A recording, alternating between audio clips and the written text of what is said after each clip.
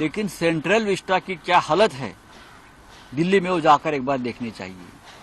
जो संसद भवन बनाया है वो ना काम करने लायक है ना बैठने लायक है।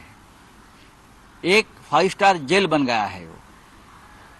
जो ऐतिहासिक धरोहर थी हमारी, जो हमारा ऐतिहासिक पार्लियामेंट था, हम चाहते हैं कि जब हमारी सरकार आएगी तो फिर एक बार हम उसी हिस्टोरिक बिल्डिंग में हमारा पार्लियामेंट सेशन शुरू करेंगे। सत्ताधारी सरकारमधील नेत्यांच्या कारखान्यावर सरकार मेहरबान आहे।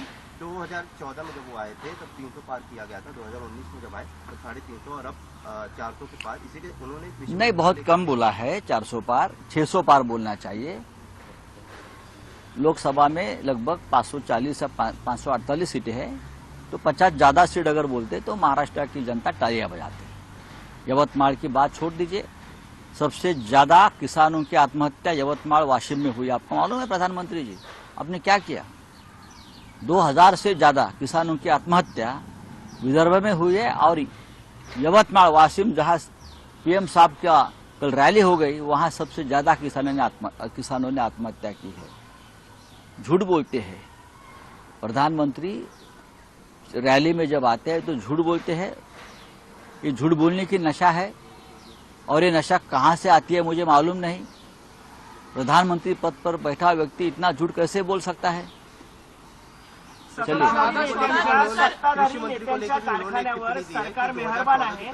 सहकारी बँकेकडून मदत म्हणून 2014 के पहले जो कृषि मंत्री थे वो इस देश के अब तक के बहुत ही बेहतरीन कृषि मंत्री थे, और ये सर्टिफिकेट खुद नरेंद्र मोदी जी ने दिया है पवार साहब को कि शरद पवार साहब one of the best agriculture minister थे।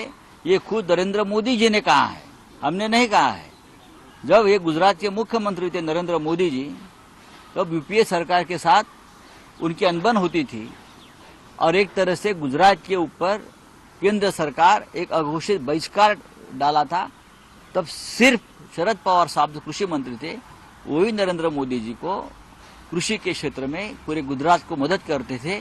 ये मोदी जी ने बार बार कहा है। अब आकर झूठ बोलते हैं महाराष्ट्र में, तो अब उनके ऊपर कौन विश्वास रखेगा? ये तो इतने झूठ बोलते हैं। सिंचन घोटाला महाराष्ट्र में हुआ है 70,000 करोड़ का। दूसरे दिन सिंचन घोटाले के सूत्रधार अजित पवार को अपने पार्टी में लेकर डिप्टी सीएम बनाते हैं। आदर्श स्कैम, सबसे बड़ा स्कैम देश का, डिफेंस का, वही आदर्श स्कैम के सूत्रधार अशोक चव्हाण को अपने पार्टी में लेकर राज्यसभा देते हैं। तो ये मोदी जी के ऊपर कौन विश्वास रखेगा? मनोज जरांगे पाटिल को लोकसभा सीट देनी चाहिए। बीबीए की तरफ से प्रस्ताव आया था मनोज जरांगे पाटिल को लोकसभा सीट देनी चाहिए। हमारे पास कोई प्रस्ताव नहीं। सर उन्होंने प्रेस रिलीज, हमारे पास कोई प्रस्ताव नहीं है। हमारे यहाँ सिर्फ सीट शेयरिंग की चर्चा होती है, कौन कौन सी सीट पर लड़ेगा, कितने सीट पर लड़ेगा। कोई उम्मीदवार किसी का मन में होगा, उनकी व्यक्तिगत बात होती है। महाविकास आघाड़ी में इस प्रकार का कोई प्रस्ताव नहीं आया है। एक तरफ अपोजिशन बोलती है कि उद्धव ठाकरे और शरद पवार के वर्ड्स जो है वो जरांगे पाटिल बोल रहे हैं अभी, और इस तरह से बीबीए का ये प्रेस रिलीज निकालना या फिर ये बताना, हमें मालूम नहीं। हमारे पास इस प्रकार का कोई प्रस्ताव नहीं है। हम जब महाविकास आघाड़ी के लोग बैठते हैं तो सिर्फ सीट शेयरिंग, कौन कहाँ सीट लड़ेगा उसके ऊपर चर्चा होती है। अगर कोई किसी को उम्मीदवार बनाना चाहता है महाविकास आघाड़ी का, तो उसके ऊपर चर्चा नहीं होती।